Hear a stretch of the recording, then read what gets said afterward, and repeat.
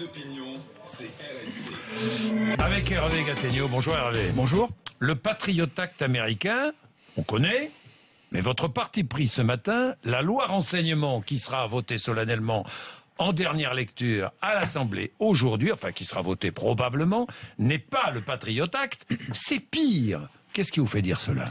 Il y a évidemment des ressemblances entre les deux textes, le texte américain et le texte français. Il y a le climat qui les a inspirés l'un et l'autre, à chaque fois après des attentats terroristes. Il y a la surveillance élargie que ces deux textes instaurent, l'un aux États-Unis, l'autre en France. Il y a les pouvoirs renforcés qu'ils donnent chacun aux services secrets de leur pays. Mais il y a une différence énorme qu'on a beaucoup oubliée.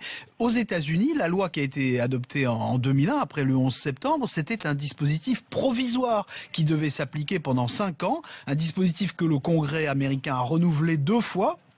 Mais il faut bien savoir que une partie de ce dispositif, aujourd'hui, n'est plus en vigueur parce que justement, il y a quelques jours de cela, le Congrès américain s'est rebiffé et a décidé d'en finir avec une partie des surveillances de la NSA, celle dont on parle beaucoup depuis ce matin à propos de l'espionnage de chefs d'État étrangers. En France, il n'y a que la partie sur la surveillance d'Internet, les fameuses boîtes noires, qui a été déclarée provisoire, d'application provisoire jusqu'en 2018. Et vous savez pourquoi? C'est uniquement parce que les opérateurs ont protesté, ont menacé de se délocaliser. Donc une loi d'exception en France va devenir la règle. Ça veut dire qu'il y a un mauvais exemple américain, c'est celui du pouvoir démesuré de la NSA. Puis il y a un bon exemple américain, c'est la vigueur du Parlement. Et ben en France, on a choisi de suivre le mauvais exemple. Est-ce que vous considérez qu'avec cette loi, on va sacrifier les libertés à la lutte contre le terrorisme? Je crois que c'est même encore plus grave que ça. L'antiterrorisme a été utilisé dans cette affaire comme alibi pour faire adopter le plus incroyable éventail d'atteintes aux libertés qu'on ait vu en France depuis le régime de Vichy. Le texte, il va étendre le domaine d'intervention du renseignement à des secteurs très flous, enfin en tout cas définis de façon très floue, comme les intérêts économiques du pays ou les risques de violence collective. Avec ça, on peut se permettre beaucoup de choses. Ce texte va également minorer les contrôles sur l'action des services de renseignement. Il va même légaliser des pratiques des services secrets qui jusqu'à présent étaient clandestines.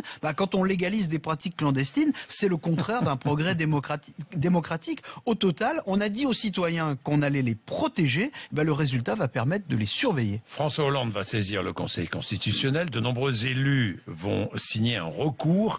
Est-ce que le texte peut être retoqué? Non, dans sa totalité, il n'y a aucune chance. Au mieux, on peut espérer que certains articles soient annulés, on verra lesquels. Ça aurait certainement été le cas de cette disposition très choquante dont on a parlé il y a quelques jours, qui permettait de surveiller sans contrôle des étrangers ou des non-résidents en France. Ça, pour le coup, c'est une clause qui existe dans le Patriot Act américain. Le gouvernement a fait supprimer cet amendement in extremis par un contre-amendement, uniquement parce que la presse l'a dénoncé, parce qu'avant ça, personne n'avait sursauté.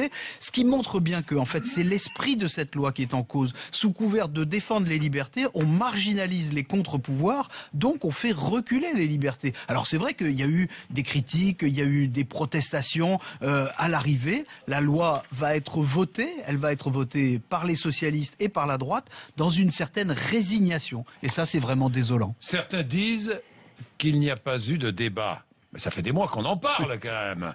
Vous êtes d'accord avec ceux qui disent que la procédure n'a pas été, en revanche, démocratique? Alors, vous savez, ça peut surprendre, parce que c'est vrai qu'on en parle depuis des mois. Oui. Mais sur ce texte, le gouvernement a utilisé ce qu'on appelle la procédure d'urgence. C'est-à-dire que le débat de fond a été réduit au maximum, d'autant qu'en plus, il faut bien dire, très peu de députés connaissent réellement le sujet. Donc, ce qui a duré, ce sont les navettes parlementaires, les allers-retours, tout l'aspect formel du processus parlementaire. Donc, on ne peut évidemment pas parler de coup d'État, mais ça exprime en tout cas une volonté de brusquer le débat et de tordre le bras de la majorité. Alors vous me direz, ça devient une habitude. François Hollande et Manuel Valls déplorent de plus en plus ouvertement que le Parlement prenne trop de temps pour voter les lois. Je crois qu'il faut saisir cette occasion de rappeler qu'en démocratie, le débat parlementaire n'est pas un luxe, c'est une garantie.